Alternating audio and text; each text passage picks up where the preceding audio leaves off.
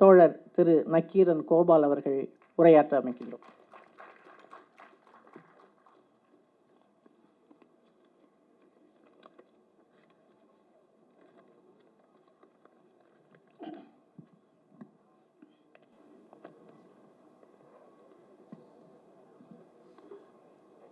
ஐயா நல்லக்கண்ணு 100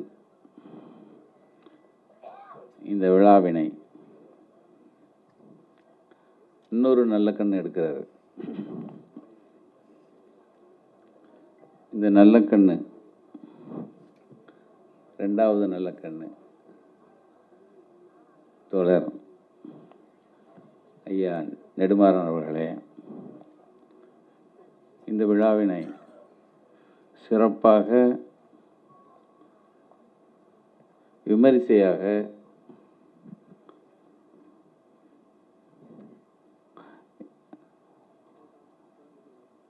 திறம்பட நடத்தி கொண்டிருக்கும் மகிழ்ச்சி மணிவண்ணன் அவர்களுக்கும், எனக்கு முன்னால் பேசி அமர்ந்திருக்கும் முன்னத்தியர்கள், மேடையில் அமர்ந்திருக்கும் முன்னத்தியர்கள், இந்த விழாவில் பங்கெடுத்து பொறுமை காத்து விழாவை சிறப்பித்துக் கொண்டிருக்கும் தோழர்கள், நண்பர்கள், நண்பிகள், பத்திரிகை ஊடக நண்பர்கள்,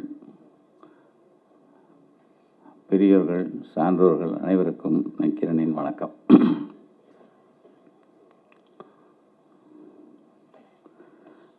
ஐயன் திருவள்ளுவர் ஒரு குறளில் சொல்லுவார். ஏன்னா எனக்கு முன்னாடி பேசினவங்க நிறைய சொல்லிட்டாங்க. என் வாழ்க்கையில் நடந்தது ஒரு சில விஷயம்தான், அதை மட்டும் சொல்லிட்டு உட்காந்துறேன்.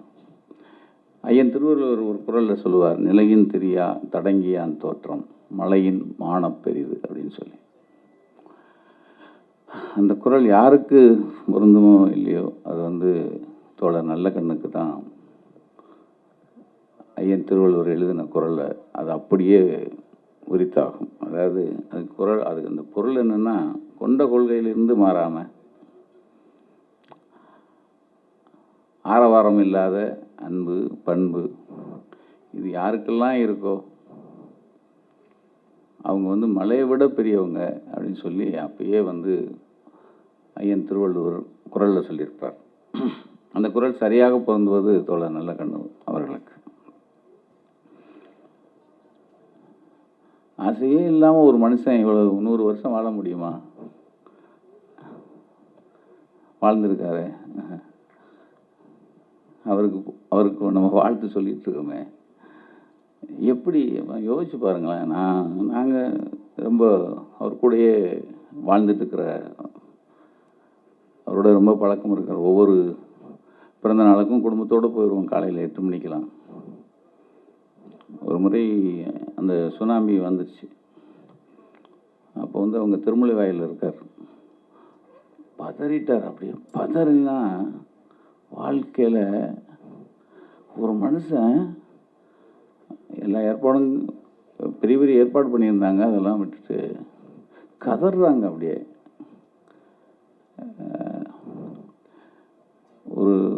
ஒரு உயிருக்காக ஒரு மனுஷன் இவ்வளவு பதறது இருக்குல்ல. நிறைய அவர்கிட்ட நம்ம கற்றுக்குறோம்.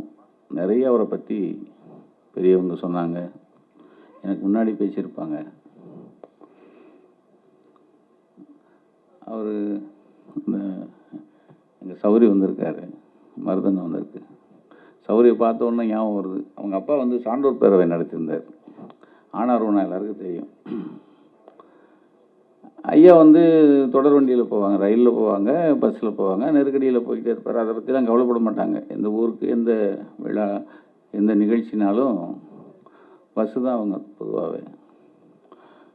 ஆனார்வனா என்ன பண்ணாங்க, ஐயாவுக்கு ஒரு கார் கொடுத்துட்றோம் அப்படின்னு டவேரா வாங்கிட்டார். 10 லட்ச ரூபா. அப்போ வாங்கியாச்சு. வாங்கிட்டு நம்ம இளவணியில் இப்போ இருந்தார். அவர்கிட்ட சொல்லி, எப்பா நல்லகண்ணிட்ட சொல்லி நல்லகண்ண ஐயாட்ட சொல்லு, நான் வந்து காரை கொடுக்கணும் கேளு அப்படின்னோடனே இளவணியில் என்ன பண்ணியிருக்காங்க, தோழர் மகேந்திரன்ட்ட ஆனவரனை ஒரு டவேரா வாங்கியிருக்காரு ஐயாவுக்கு, அது கொடுக்கணும், எங்கே வந்து கொடுக்கணும்னு கேளுங்க. அவர் பதறி இருக்கார். யார்? மகேந்திரன். ஐயோ காரா, அதெல்லாம் ஏற்றுக்கவே மாட்டாங்க அப்படின்னு இவர் பதறி இருக்கார்.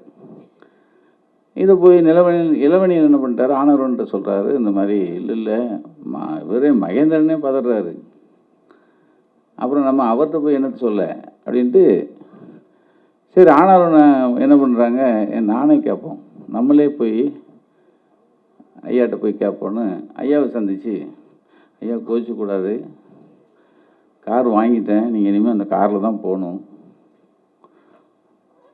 இவர் காரான் இருக்காரு. யார்? நல்லகண்ணையா. காரா? ஐயோ அதெல்லாம் வேணாம் அப்படின்னு இவர் பதறிக்கு இவர் போனவரும் பதறி, ஓ தெரியாமல் சொல்லிட்டோம் போல அப்படின்ட்டு மறுபடியும் பெவிலியன் வந்துட்டார். அப்போது ஐயாவுக்கு 80 விழா காமராஜர் அரங்கத்தில் நடக்குது, எல்லா பெரியவங்களும் வச்சு. அப்போ முத்தமிழறிஞர் கலைஞர் தான் எப்படி இப்போது நெடுமாறன் ஐயா இருக்கிற மாதிரி அப்போ கலைஞர் தலைமையில் தான் அந்த விழா நடந்தது. அப்போ ஆனவரும் நைஸாக தலைவர்கிட்ட போய் கலைஞர்கிட்ட போய் காதில் சொல்கிறார், இந்த மாதிரி அவருக்கு ஒரு கார் வாங்கியிருக்கேன், ரொம்ப நாளாக ட்ரை பண்ணுறேன் கொடுக்கணுன்னு முடியலை இருக்கார் இவர் நம்மால். கார் வாங்கியிருக்கேன்னு இருக்காரு. ஐயா வாங்க மாட்டாரே அப்படின்னு இருக்கார் இவர்.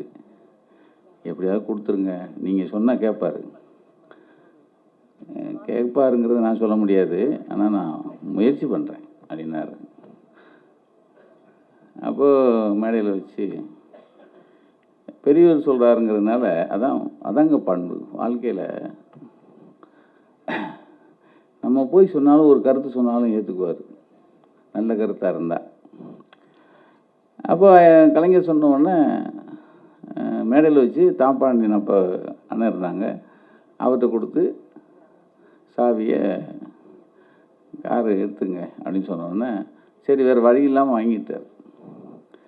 வாங்கிட்டு அந்த காரை வீட்டுக்கு போகிற வரைக்கும் அந்த கார் உடனே கட்சி ஆஃபீஸ்லேருந்து வந்தோடனே இந்த காரை கொண்டு இந்தாங்க கட்சிக்கு கொடுத்துருங்கன்னு வீடு வரைக்கும் போகிறதுக்கு மாத்திரம் அதை பயன். ஏன்னா ஆனாரும் வருத்தப்பட்டுருவாரே, கார் வாங்கியிருக்காரு, காமராஜர் அரங்கத்துலேருந்து வீடு வரைக்கும், அது என்ன ஒரு பல்லாங்க இருக்கும், அங்கே தான் இருந்தார்.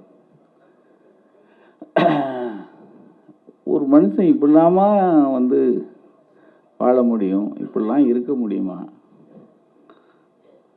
என்ன ஒரு நிறைய அவரை பற்றிய விஷயங்கள் நிறைய இருக்கு. எங்களுக்கு ஒரு இடர் வரையில் எங்களுக்கு ஒரு பொதுவாக நமக்கு தான் இடர் மேலேயே வாழ்ந்துட்டு இருந்தோமே, இடரோடையே வாழ்ந்துட்டு இருந்தோம். அப்போ எனக்கு ஒவ்வொரு இடர் வரையில் அவர் ஒவ்வொரு இதுக்கும் வருவாங்க. பொடாலில் அந்த முன்னேறி இருக்கார், இங்கே உட்காந்துருக்கார், அவங்கள அரெஸ்ட் பண்ணாங்க, என்னை அரெஸ்ட் பண்ணியிருந்தாங்க. அப்போ எங்களை அரெஸ்ட் பண்ண உடனே கலைஞர் தலைமையில் ஒரு பெரிய கண்டன கூட்டம், அது காமராஜர் அரங்கத்தில் தான் இருந்தது. அனைத்து கட்சிகள் தலைவர்கள் எல்லாரையும் ஒன்று கூடி ஒரு மிகப்பெரிய கண்டன கூட்டம், கிட்டத்தட்ட 5000க்கு மேலே கூட்டம் கூடி அது கண்ணை கொடுத்து பங்கெடுத்தாங்க. அப்போது கலைஞர் தலைமை, ஐயா நல்லகண்ணு, அப்போது சிபிஎம்மில் வரதராஜன் இருந்தாங்க, மதிமுகவில் நம்ம திருச்சிக்காரு, அப்போ காங்கிரஸில் இளங்கோவன் இருந்தாங்க, புதிய தலைமுறை பேர் இருந்தார். இப்படி எல்லா கட்சியிலேருந்தும் எல்லாரும், பாமகலேருந்து ராமதாஸ் ஐயா வந்தாங்க, எல்லார் தலைமையில் கண்டன கூட்டம், எல்லா கட்சி தலைவர்களும் பேசினாங்க. அதில் நல்லகண்ணையா பேசின பேச்சு மாத்திரம் நான் வாசிச்சுட்டு நான் விடைபெறேன். அவருக்கு நையாண்டி நல்லா வரும், நீங்கள் பேசுனீங்க, அவர் பார்த்தீங்கன்னா நல்ல நையாண்டிலாம் பேசுவார். ஜனநாயகத்தின் 4 தூண் இருக்கிறது, 4வது தூண் பத்திரிகை. இங்கே இந்த 4 தூண்களுமே தமிழகத்தில் அச்சுறுத்தப்படுது, ஏதேனும் ஒரு வகையில் சேதப்படுத்தப்படுது.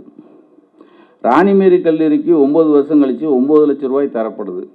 அவர் சொல்கிறார், அது என்ன 9?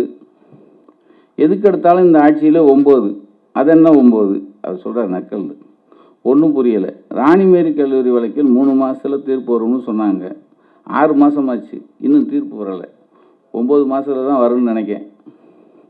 லைசன்ஸ் இல்லாத துப்பாக்கி வச்சுருந்ததா நக்கீரன் கோபாலை பொடா சட்டத்தில் கைது பண்ணியிருக்காங்க.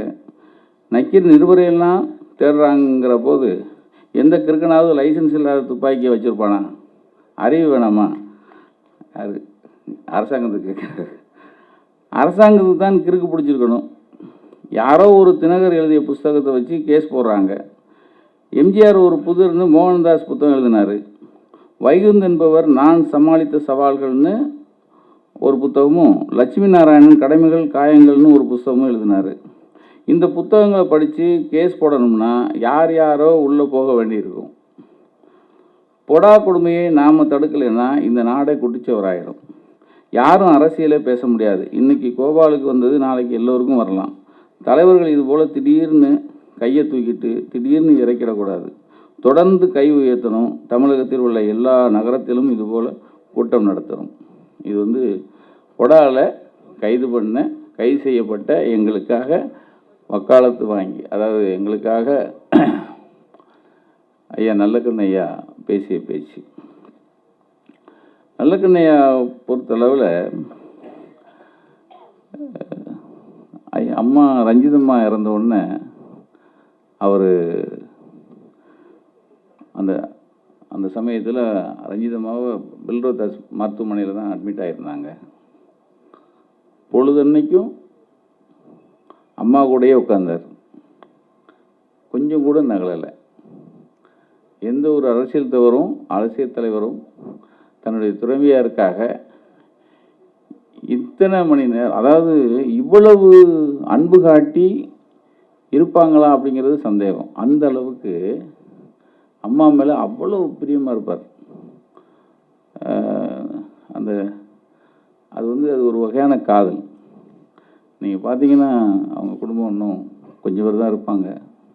அவர் கூட பிறந்தது 9 பேர், அம்மா கூட பிறந்தது 9 பேர். எல்லாரும் அந்த அன்பு காட்டி பாராட்டுறது, அந்த அழகு இருக்குல்ல, அந்த அழகு எல்லாரும் உரிமையோடு பாராட்டுறது, எல்லாருமே அந்த அரவணைச்சு போகிறது. எந்த அரசியல் தலைவரும் தன்னுடைய சொந்தங்களை அந்த அந்த அந்த பவ்யம், அது நீங்கள் அப்படி ரசிக்கணும். அது என் மகன் பிறந்த நாளைக்கு அந்த குலோப் ஜாமுன் செஞ்சுட்டு போகுது. ஒவ்வொரு முறையும் ஏதாவது ஒரு ஸ்வீட் செஞ்சுட்டு வருவாங்க எங்கள் வீட்டில். அந்த ஸ்வீட்டு அது அத்தனை ஸ்வீட் சாப்பிட்டாலும் கொண்டு வந்தவங்க வருத்தப்படக்கூடாது. பிள்ளை நமக்காக செஞ்சு வருதுங்கிறத அது ஓட்ட சொல்லி அதுக்கு ஒரு போஸ் கொடுப்பார்.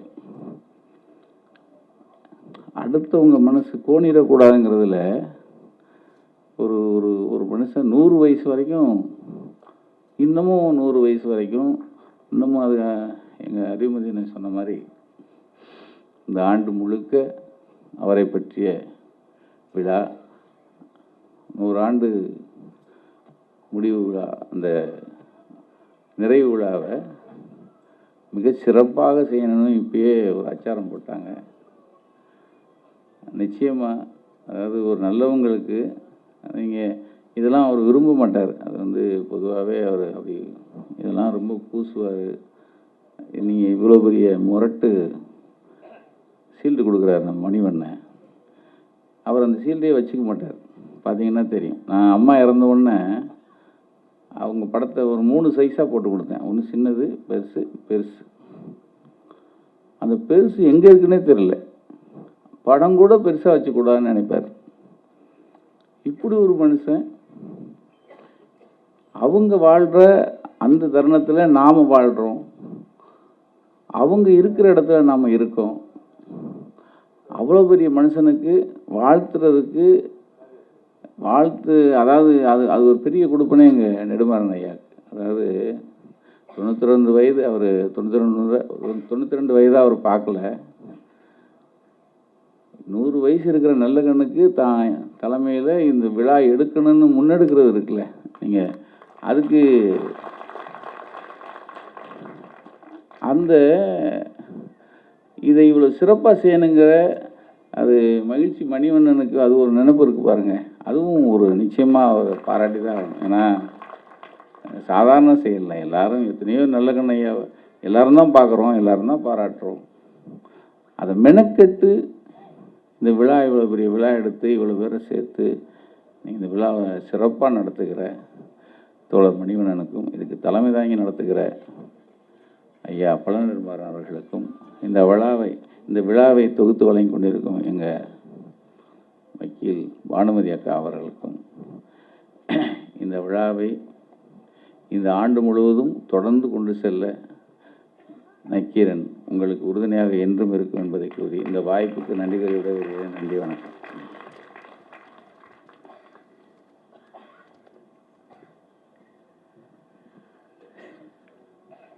தோழர் நக்கீரன் கோபால் அவர்களுக்கு நன்றி.